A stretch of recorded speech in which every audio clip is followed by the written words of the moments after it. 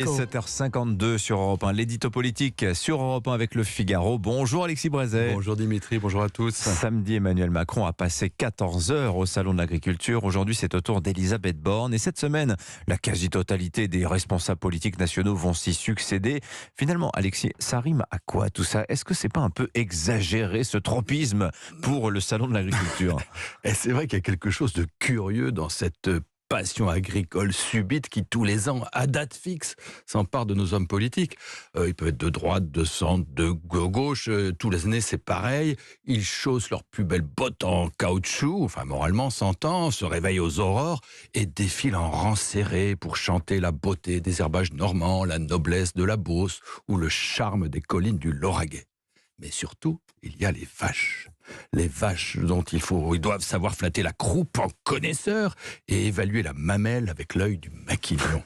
Alors, je ne sais pas si vous avez vu, mais chacun, cette année, s'extasie devant Ovalie. Ah oui. Ovalie, la belle Salers, l'égérie du salon.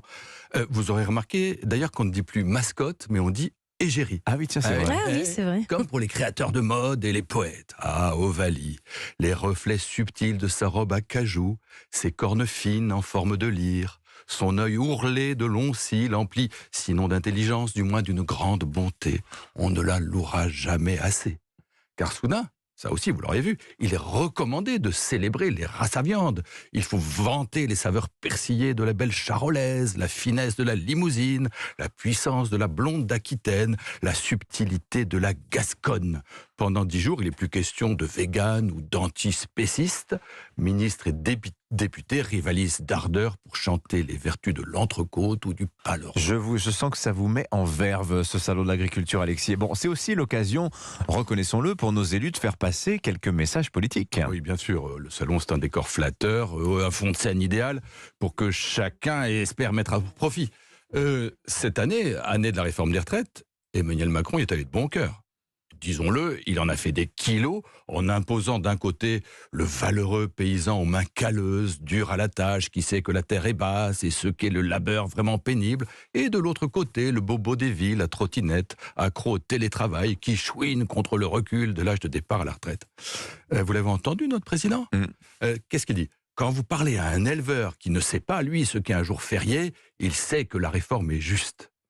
Et là, évidemment, chacun comprend qu'il veut dire que c'est pas comme certains feignants qui défileront dans la rue le 7 mars. Vous voulez dire, Alexis, qu'en prenant la parole au Salon de l'Agriculture, nos hommes et nos femmes politiques ne s'adressent pas qu'aux agriculteurs ? Bien sûr, parce que s'il parlait qu'aux agriculteurs, il ne parlerait malheureusement pas à grand monde. Les paysans, c'est 2,5%, pas plus de la population active. En termes électoraux, c'est quasiment rien. Alors certes, derrière le monde agricole, au sens strict, il y a le monde rural. Si un Français sur 40 seulement vit de la campagne, 1 sur 5 vit à la campagne. 20%, ça commence à compter. Mais par-delà les statistiques, il y a autre chose de plus important. Une dimension symbolique, un attachement sentimental qui concerne tous les Français sans exception. Pays, paysans, paysage, le triptyque de Fernand Braudel imprègne toujours les mentalités. Et si la mémoire paysanne s'efface, elle cède la place à une nostalgie, parfois caricaturale, mais souvent sincère, par laquelle les citadins expriment leur angoisse d'un progrès technique sans contrôle et leur refus du déracinement.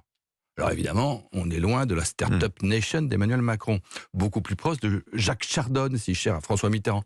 Vous savez ce qu'écrivait ce romancier charentais en 1938 ? Tiens, non. Sa maison à la ville, son champ à la campagne, tel est en France l'horizon du bonheur. Et il se pourrait bien au fond que rien n'ait changé. Merci beaucoup, Alexis Brézet.